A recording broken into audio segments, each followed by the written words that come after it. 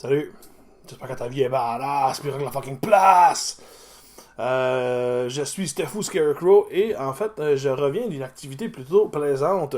J'ai passé 4 jours là-bas. En fait, je suis allé à Frightmare in the Falls, comme l'indique ma merveilleuse tuque, que je vais enlever parce qu'il fait très chaud. Donc, qu'est-ce que c'est que Frightmare in the Falls? En fait, c'est une convention de films d'horreur, ou quasiment, on pourrait dire quasiment une convention d'horreur qui se donne à Niagara Falls, donc dans le coin de l'Ontario, Toronto, toutes ces places-là. Donc, c'est pas la première convention de films d'horreur que je vais. Je suis allé à Monster Mania en 2019 avec 3 bons potes. Et c'était vraiment très cool également Monster Mania, donc je vais probablement comparer un petit peu les deux au courant de ce merveilleux, pertinent vidéo. Qui va servir pratiquement uniquement à montrer des photos de moi avec des gens connus, juste pour que mon ego soit satisfait, genre, et que je me sente utile à quelque chose dans ma vie. Donc, yeah! Donc, c'est ça. Donc, c'est une convention de films d'horreur. Donc Niagara Falls c'est quand même assez loin. Moi j'habite au Québec, donc c'est à peu près entre 7 et 8 heures de route, ce qui est assez long pour y aller. Donc pour revenir, quand tu fais ça en 4 jours, on est brûlé après. Mais selon moi, le jeu en vaut la chandelle, donc c'est vraiment une très très belle expérience. Donc qu'est-ce que Monster Mania offre, en quoi consiste cette convention-là? Donc, elle est quand même séparée en plusieurs onglets, si on peut dire. Donc, honnêtement, c'est sûr que je pense que la majorité des gens qui vont, ou du moins qui sont intéressés à aller à une convention, c'est pour les acteurs, actrices, entre guillemets, célébrités, qui vont là. Donc, il y a quand même des gros noms qui sont présents. Il y avait Sam Raimi qui était supposé être là.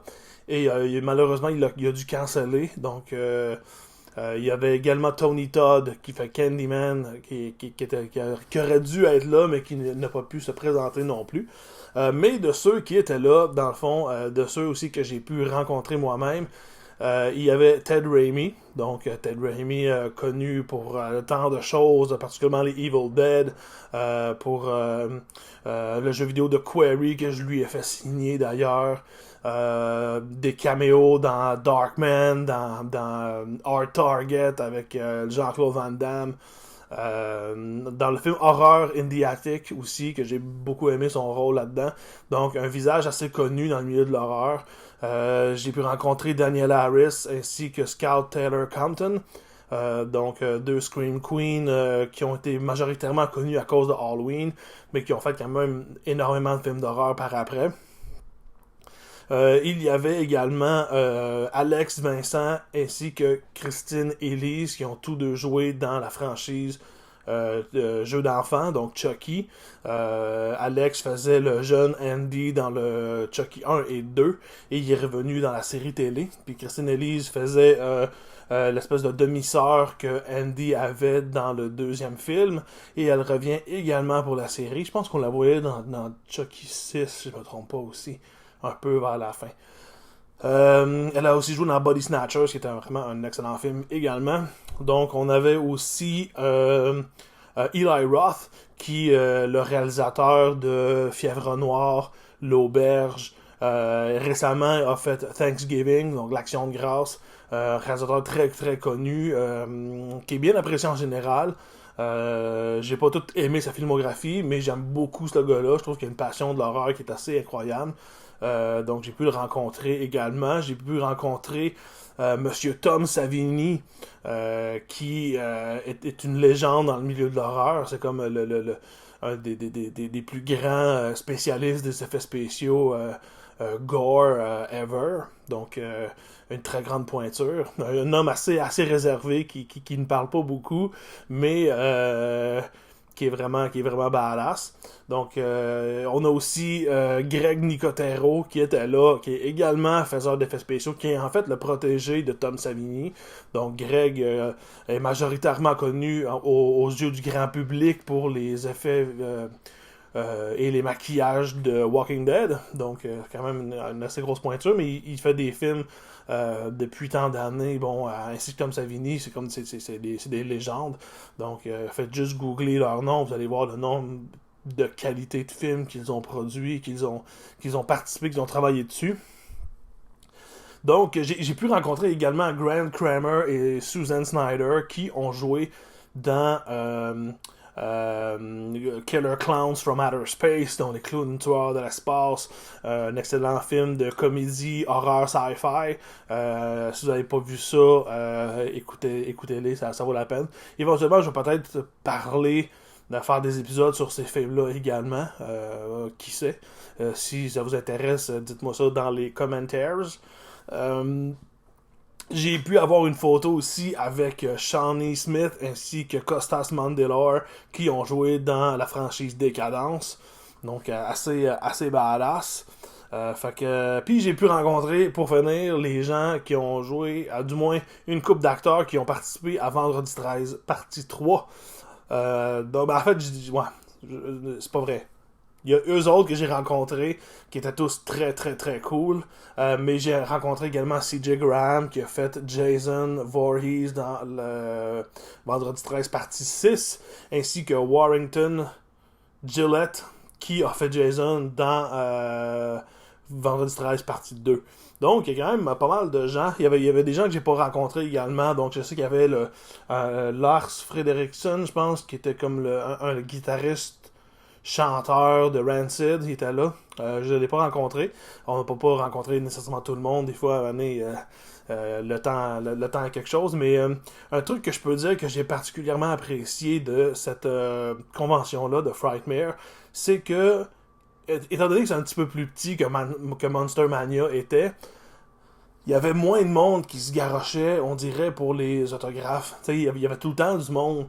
Mais c'était jamais genre des lignes à pu finir, genre de l'apocalypse. Je veux dire, maintenant, je me rappelle qu'à Monster Mania, il y avait Robert Englund qui était là, le gars qui fait Freddy. Et dans le fond, on n'a pas pu le rencontrer puisque la file pour le voir, elle était genre jusqu'à. Elle sortait de l'hôtel, puis c'était comme super loin, t'sais.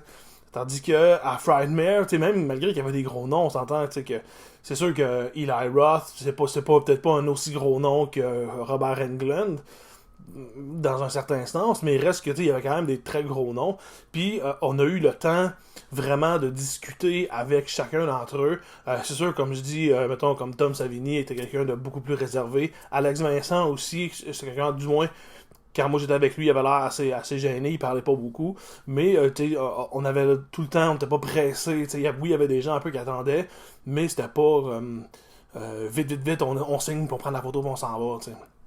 J'ai pu parler avec Ted Raimi assez longtemps, après une dizaine de minutes environ. Peut-être un peu moins, là, mais parler assez longtemps. J'avais rencontré Daniel Harris également lorsque je suis allé à Monster Mania. Mais justement, j'avais eu moins le temps de discuter, alors que là, j'ai vraiment pris le temps de plus parler. J'ai eu quelques scoops sur certaines affaires, comme, sûrement que personne va savoir que je l'ai dit, puis anyway, je pense pas qu'il le cache à ce point-là. Mais Scout Taylor Compton, elle me dit qu'elle et Daniel Harris vont essayer de réaliser un film par année. Et dans le fond, ils vont en tourner un, dans le fond, bientôt, puisqu'ils vont réaliser le film, ils vont jouer dedans également. Ils vont tourner en décembre normalement, donc je pense que l'année prochaine, on devrait voir un film réalisé par Daniel et Scout. Et j'ai bien hâte de voir ça, je suis quand même très curieux. Également, Ted Raimi me dit que, parce que je lui ai parlé du film Horror in the Attic, c'est un film que j'aime bien, et que j'ai beaucoup aimé voir Ted jouer avec, Herbert West, réanimateur, Jeffrey Combs joue dans Horror in the Attic, puis ils ont beaucoup de scènes ensemble. J'ai vraiment trouvé qu'il y avait une bonne chimie entre les deux.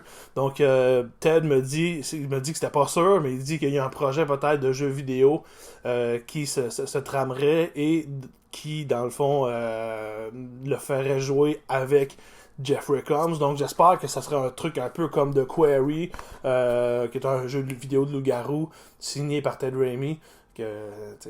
c'est fucking nice. Puis, mais ça va, c'est comme, tu sais, c'est la gang qui ont fait aussi Until Dawn. Fait que j'espère que ça serait comme un de leurs jeux à eux autres qui ferait comme rejoindre ces deux grands acteurs-là. Donc l'aspect, mettons, célébrité d'horreur était vraiment cool. J'ai trouvé que, encore là, comme je disais, on avait beaucoup de temps avec le monde, fait qu'on a pu jaser. Fait que, non, pour cet aspect-là, il était vraiment le fun. Il y avait quand même pas mal d'espace aussi. Donc, numéro un pour ça. C'est sûr que j'aurais voulu rencontrer Sam Raimi, genre lui faire signer Evil Dead. Ça serait été malade. Mais bon, il va revenir une autre année, on va espérer. Mais c'est un très gros point à leur faveur pour Frightmare in the Falls. Donc, comme je disais, mettons que ça ici, c'est le plan là, de haut de la salle. Donc ici, il y avait l'espèce de corridor célébrité. Puis là, mettons que la salle, c'est ça. Toute la rangée, les rangées du milieu, donc il y avait beaucoup, beaucoup de place. C'est toutes des vendors. C'est tous des gens qui étaient soit artistes ou soit des commerçants qui vendaient énormément de stuff lié à l'horreur. Je vous jure, aller là-bas, c'est un paradis total pour le fan d'horreur. Vous aimez l'horreur, c'est comme la place à être. Il y a des films, j'ai acheté genre une trentaine de films, genre comme un fou malade. Puis il y en avait d'autres que je voulais acheter. À un moment donné, je me dis, faut vivre aussi un peu, genre. Mais j'ai pu acheter plein de films, j'ai acheté des figurines. En fond, je vais vous montrer ça. Ça, c'est un cadeau de mon amoureuse. Elle m'a acheté un petit Lovecraft comme ça ici. Je me suis acheté Kali, donc la figurine de Kali dans Sinbad, le voyage fantastique de Sinbad, genre le Golden Voyage. Si vous voulez que je fasse un épisode sur ce merveilleux film, vous pouvez me le dire. C'est un film que j'adore, que j'écoutais quand j'étais jeune, donc avoir la figurine de Kali, c'est comme fucking badass. J'ai également, on va emmener ça ici, oh, je me suis acheté un Jason partie 7. Donc, une grosse figurine de 18 pouces. Puis Jason 7, c'est mon look préféré de Jason. Donc, de l'avoir en si gros format, c'est comme vraiment badass. J'aurais pu acheter... Au début, mon plan, c'était d'acheter un masque de Jason parce qu'il y avait comme 3-4 artistes là-bas qui vendaient des masques de Jason qu'eux autres avaient fait. Qui étaient tous vraiment cool, mais bon, cette année, j'ai opté pour la grosse figurine. Donc, on voit également ici, j'ai comme le masque de le film Le Démon. Démon de Lamberto Bava. C'est un film que j'adore, c'est un film que je vais parler bientôt, vu que c'est l'Halloween qui arrive. Mais dans le fond, c'est drôle parce qu'avant que je parte, je m'étais dit, j'aimerais ça qu'il y ait quelque chose de Night of the Demons. Il n'y avait rien de Night of the Demons, ce que je trouve vraiment dommage.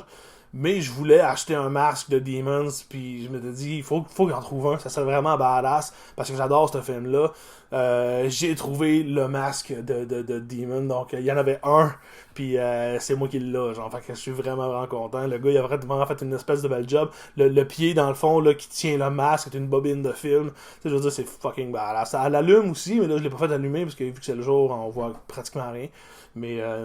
Mais c'était vraiment, vraiment fucking cool. Puis j'ai acheté une dernière affaire, je vais vous montrer ça. C'est le livre de Sutter Kane dans le film In the Mouth of Madness. Donc, en fait, c'est la pochette du film, la pochette du livre dans le film. Le livre en tant que tel, c'est un autre, c'est un livre random. Mais dans le fond, il y a des gens qui ont refait ces trucs-là en vrai, donc moi je voulais avoir ça. J'aime beaucoup In the Mouth of Madness. C'est d'ailleurs le film que j'ai fait signer par Greg Nicotero. Donc au niveau des vendors, tout ça, j'ai acheté des t-shirts également, j'ai un t-shirt de hardware, de réanimateur, tout ça. Il y avait quand même pas mal de stuff, il y avait beaucoup de films. J'aurais aimé qu'il y en ait plus parce que il y a une grosse partie de pourquoi je voulais aller là, pour acheter un shitload de films. Il y en avait quand même pas mal. Il y avait Synapse Film qui était là, il y avait Vinegar Syndrome, il y avait quand même pas mal de... Il y avait Trauma qui s'était déplacé pour venir aussi. Donc il y avait quand même pas mal de DVD puis de Blu-ray, ce qui était cool. Il y avait des gens de Montréal aussi, un artiste qui s'appelle S.V. Bell qui était là, qui présentait des peintures qu'il a fait. Lui, je pense qu'il était majoritairement connu pour faire ce qu'il me dit du moins, c'est qu'il avait travaillé beaucoup sur des pochettes de heavy metal à Montréal, puis tout ça. Puis là, dans le fond, il fait également des peintures d'horreur, puis des trucs comme ça. Fait qu'il était venu présenter ça. C'est vraiment super cool. Donc, il y avait comme pas mal... il y avait des poupées, il y avait des t-shirts, il y avait des gens qui qui faisait, mettons, de l'occulte, genre des sorcières un peu, là, qui vendaient genre des trucs pour des rituels ou des chandelles. Il y avait comme de tout, tu sais, c'est comme... c'est même dur à dire à quel point qu'il y avait des affaires, comme je disais, il y avait des peintures, il y avait il y a un shitload de stuff, là. Fait qu'au niveau de la variété, il y avait quand même pas mal de choses. J'aurais peut-être aimé qu'il y ait un petit peu plus de t-shirts, s'il n'y avait pas énormément de vendors qu'il y en avait, mais ceux qu'il y avait étaient cool. Fait qu'il y a ça. Mais non, au niveau des vendors, il y avait encore aussi pas mal de trucs. Fait que tu sais, il y en a vraiment pour tous les goûts. Tu sais, tout dépend de ce que tu vas acheter.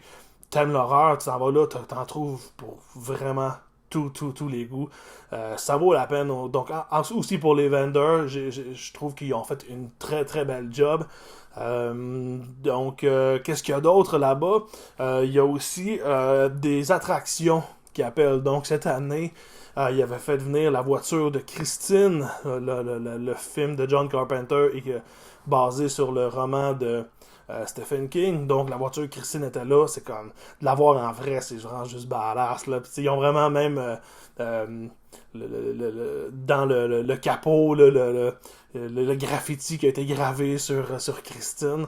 Je pense que c'est pas, j'ai parlé au gars, pis c'est pas le vrai char qui a été dans le film, mais c'est comme le même modèle, c'est la même chose, c'est juste que il a pas été utilisé pour le film en même temps. Je veux dire, c'est fucking badass d'être à côté de ce char là pareil, c'est identique là. Puis il y avait également la voiture de Christine, j'ai je l'ai déjà dit. La voiture Baby de l'émission Supernatural. Donc, si vous avez été fan de cette série télé-là qui a duré genre 15 saisons, le char fait partie intégrante de l'environnement de cette série-là. Donc, le char était vraiment fucking cool aussi. Le gars était vraiment smart aussi qu'il l'avait. Donc, c'était le fun pour ça. Il y avait comme plein d'autres trucs. Il y avait comme il y avait Art the Clown qui était là, mais c'était pas le vrai acteur. Mais il était là, puis il était en habit de Père Noël. Puis, dans le fond, tu pouvais prendre des photos avec. Nous, on n'a pas eu le temps, genre, parce que il y a trop de choses à voir. Fait qu'on n'a pas pu le faire. Mais il y avait ça. Il y avait des... Excusez-moi.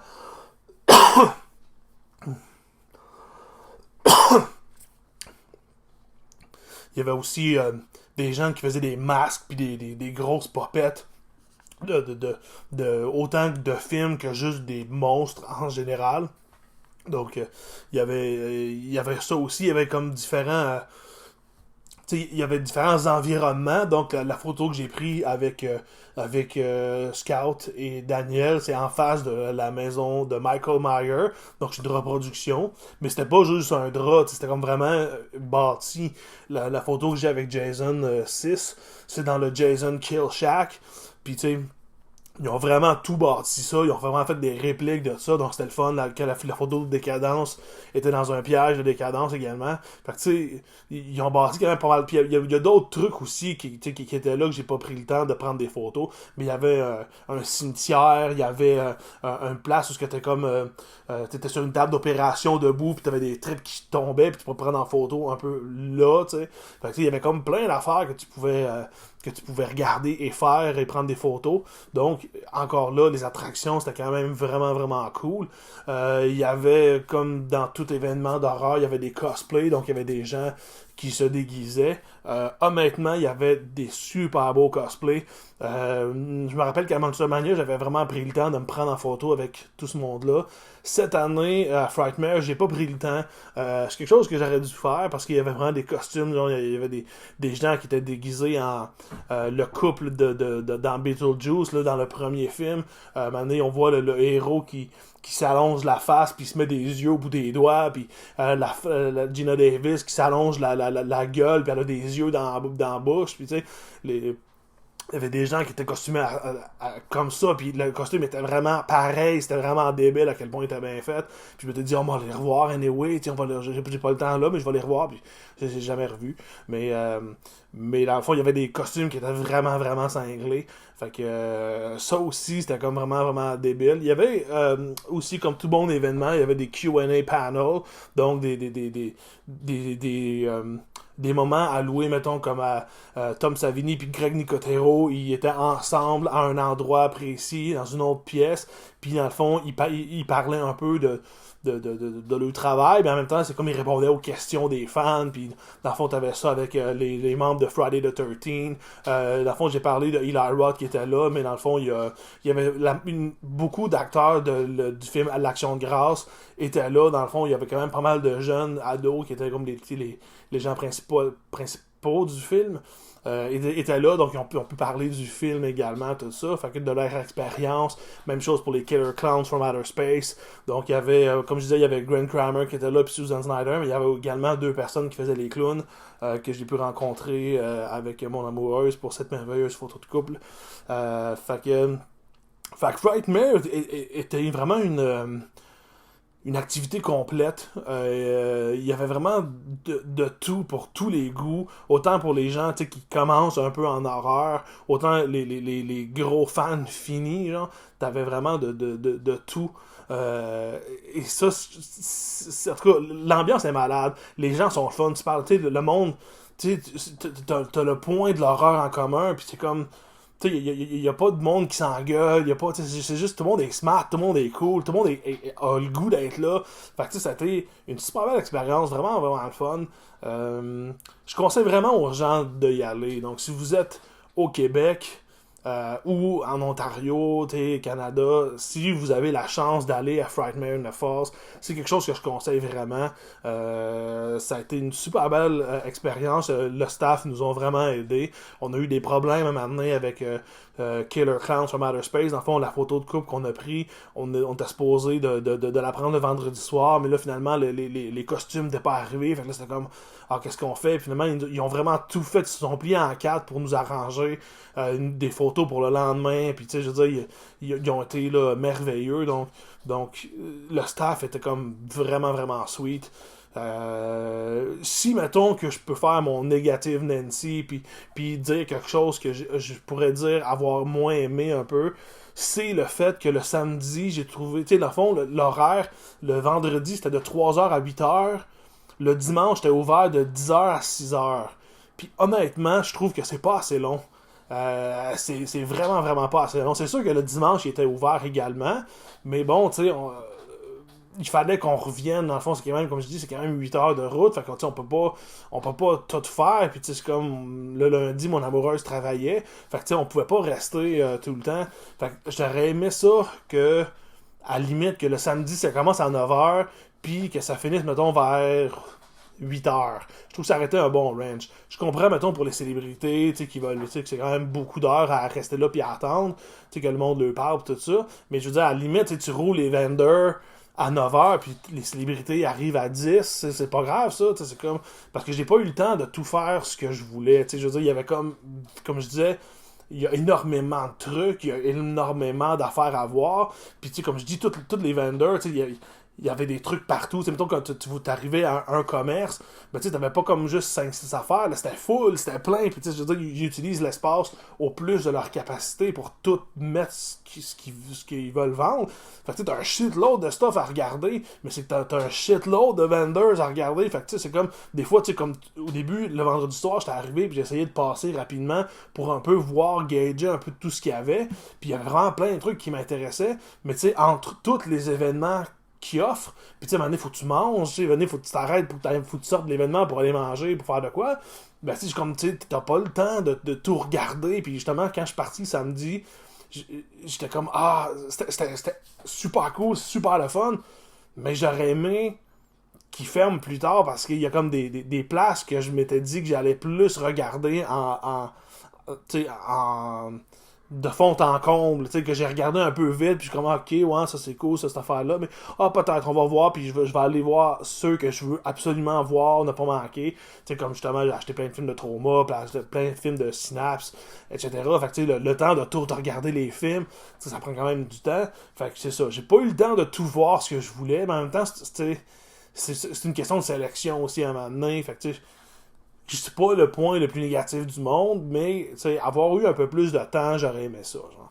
Mais c'est un événement que je recommande énormément. C'est même un événement que je compte retourner Probablement l'année prochaine. Je pense que mon amoureuse, au début, elle avait pas l'air d'être sûre de qu'est-ce qui allait être si hot à cet événement-là. Et même si elle connaît pas énormément beaucoup les acteurs, tout ça, elle a trippé vraiment, vraiment à l'os. Puis c'est même elle qui me disait qu'elle veut y retourner l'année prochaine puis qu'elle était vraiment craquée. Fait que, tu sais, c'est bon. C'est même pour quelqu'un qui est fan un peu casual d'horreur, va vraiment trouver son compte là-dedans. Fait que si vous êtes un fan fini d'horreur, déplacez-vous, allez à Frightmare, même si vous y allez seulement une fois, ça vaut la peine. Puis on s'entend, on est à Niagara Falls, fait qu'il y a vraiment beaucoup de choses à voir. C'est une ville qui est très touristique. Fait que mettons, comme nous on est arrivé le jeudi, ben le jeudi on est allé à Niagara Falls, vraiment dans la ville. Puis il y a des mon Dieu, il y a des musées genre de trucs fuckés, il y a des maisons hantées, il y a des grandes roues, il y a des mini-pots avec des dinosaures, t'as un shitload d'affaires, genre, fait que tu peux t'amuser dans la ville. Excusez. Tu peux t'amuser dans la ville. Tu peux aller voir les chutes Niagara qui valent la peine également. Puis t'as cette convention-là. Donc c'est vraiment juste parfait. Donc ça a vraiment été une super belle expérience. Allez à Frightmare. Si vous y allez, on va peut-être se rencontrer puis pouvoir jaser de films d'horreur, ce qui serait vraiment badass. Fait que sur ces belles... Ah, ben, je peux dire, avant de vous souhaiter le bon départ, de mes films que j'ai achetés, comme je dis, j'ai acheté à peu près une trentaine de DVD Blu-ray. J'ai acheté des films plus récents comme des films plus vieux. Le range de prix est quand même intéressant, donc c'est sûr qu'il y a des films qui étaient comme un peu plus chers. Donc il y en a que j'ai payé 40$. Ce qui est le fun par contre, c'est que quand tu regardes sur Amazon, sont relativement au même prix, mais t'as pas, dans le fond, Amazon, eBay, ben t'as toujours le shipping à payer, ce qui fait que ce que tu commandes te coûte nécessairement plus cher, alors que là, t'es là. Fait que tu fais juste le payer, puis tu sais, moi, ce qui est fun en plus, c'est que, étant au Canada, j'ai pas le changement de dollars. Tu sais, mettons, comme quand j'étais allé à Monster Mania, j'ai perdu de l'argent parce que dans le fond, le fait de changer mon argent en américain a fait que j'avais moins d'argent pour dépenser là-bas. Alors que là, c'est de l'argent canadien, fait que ton dollar vaut le dollar. Fait que c'est vraiment cool pour ça. Puis, comme je disais, il y a des films qui sont assez chers, qui m'ont coûté à peu près une quarantaine de dollars, qui étaient des films, mettons, des super belles éditions, genre de la compagnie Arrow Film. Tu sais, je pense que c'était comme... c'était quoi déjà le film? The Snake, The Curse of the Snake... Ah, je me rappelle plus. Mais il y a ça. Mais il y a des films aussi qui sont assez pas chers. Donc j'ai acheté des films des fois à 5$ ou 10$. Puis tu sais, c'était comme, oui, c'était des films usagés. Mais tu regardes, l'état est comme nickel. Puis tu sais, c'est des super bons films aussi. Donc à date, les deux films que j'ai regardés, donc là aujourd'hui on est mardi. Je suis revenu le dimanche. Donc j'ai eu le temps de regarder seulement deux films de ce que j'ai acheté. Donc j'ai regardé The Hyperborean, c'est un film canadien. Ce qui était particulier. Et j'ai regardé également le film Kill Her Goats. Qui est encore plus particulier. Si jamais ça vous intéresse que je fasse des épisodes sur ces deux films-là, dites-moi ça dans les commentaires. Ben, sur ces belles paroles, Carly, je vous dis allez à Frightmare puis Rock'n'Roll.